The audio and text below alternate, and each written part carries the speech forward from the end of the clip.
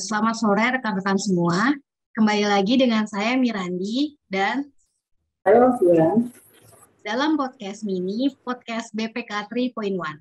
Pada kesempatan kali ini, kita memiliki 4 bintang tamu dari CPNS BPK. Ada Mas Fatur, ada Mas Suritman, ada Mas Bayu, dan ada Mbak Anggi. Tema podcast kita hari ini yaitu kita mau bahas terkait isu kontemporer, yang secara spesifik kita mau bahas terkait isu korupsi di Badan Pemeriksa Keuangan yang saat ini menjadi topik hangat dan cukup meresahkan. Ya, juga kita mengusik tentang laporan Indonesia Corruption Watch atau ICW yang menunjukkan kerugian negara akibat korupsi mencapai 26,8 triliun pada semester 1 2021.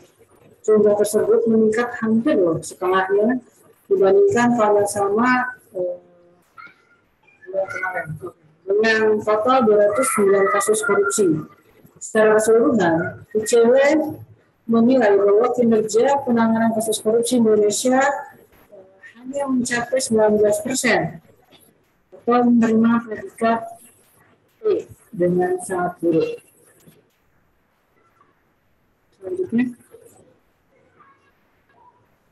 Jadi kita mau tanya-tanya nih sama bintang tamu kita hari ini terkait isu korupsi di Badan Pemeriksa Keuangan ya.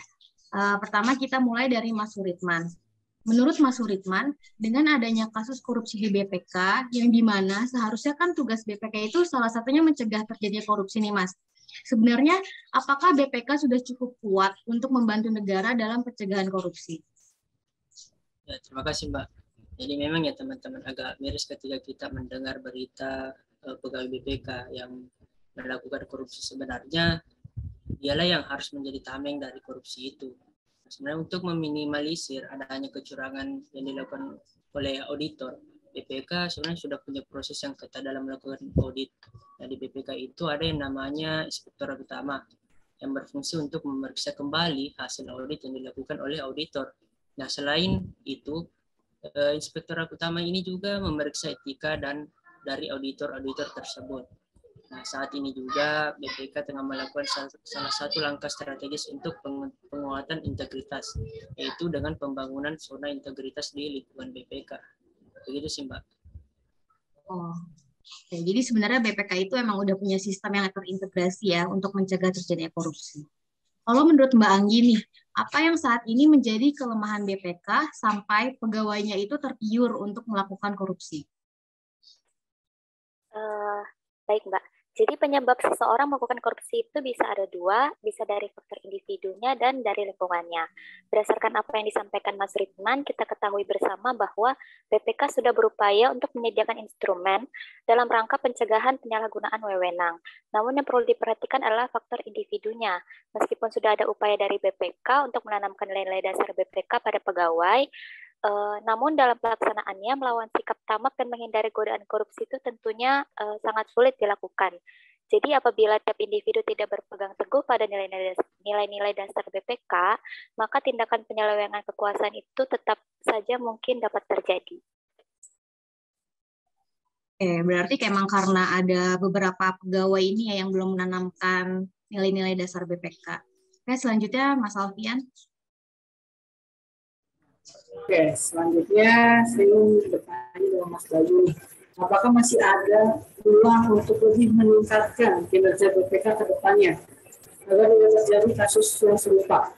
Kira-kira dari lembaga eksternal apa yang dapat membantu hal tersebut ya Mas? Baik Mas, peluang untuk memperbaiki kinerja masih ada ya. Jadi penyebab terjadinya tindakan pidana korupsi ini kan karena lemahnya sistem, sehingga ada celah-celah pada sistem tersebut yang dimanfaatkan oleh kedua oknum BPK tersebut. Nah, untuk itu BPK dapat berkoordinasi dengan pihak eksternal, yaitu dengan bantuan DPR agar merumuskan peraturan yang baru yang membuat pemeriksa BPK dapat diawasi lebih ketat lagi sehingga opini yang diberikan dapat lebih terjaga integritasnya. Nah, peningkatan kinerja di BPK ke depannya agar lebih baik lagi juga bisa dengan terus berpartisipasi dalam organisasi dunia seperti Intosai dengan mengacu pada Intosai untuk melakukan pemeriksaan. Nah, untuk lembaga yang mengawasi BPK agar tidak terjadi tindakan korupsi seperti ini lagi, sudah diatur pada Undang-Undang Nomor 30 Tahun 2002, yaitu BPK bersama lembaga penegak hukum lainnya seperti Kejaksaan dan Kepolisian RI bersama dengan KPK. Sekian saja dari saya, Mas. Terima kasih. Ya, terima kasih Mas Bayu. Jadi Mas Bayu harus ada sinergi yang lebih dalam ya antara lembaga-lembaga di Indonesia ya, seperti KPK dan lain sebagainya, dan lembaga-lembaga di luar juga yang seperti OSA ya, BPK di luar. Oke. Terima kasih Mas atas tanggapannya. Kemudian saya beralih nih ke Mas Fatur. Menurut Mas sendiri nih, apakah ada ancaman dan timbul saat kita menjalankan tugas di BPK sebagai pemeriksa? Mas. Terima kasih Mas Alfian. Terkait ancaman atau threat secara umum yang menjadi ancaman negara ini, terkhususnya BPK dalam upaya menghadirkan Indonesia bersih, ada beberapa poin. Yang pertama itu memungkinkan adanya intervensi dari petinggi penyelenggara negara, misalnya DPR, MPR, Menteri, dan lain sebagainya. Yang kedua, pelemahan institusi BPK berpotensi terjadi seperti yang terjadi pada KPK. Yang ketiga, terkait ancaman fisik, perlindungan terhadap internal BPK, terutama pendampingan dari instansi penegak hukum saat pemeriksaan sangatlah penting, yang secara simultan berfungsi sebagai dual control agar tidak terjadi korupsi, dalam hal ini suap seperti yang terjadi kasus beberapa waktu yang lalu. Yang terakhir, hukum dan undang-undang dan penegakannya masih dianggap lemah.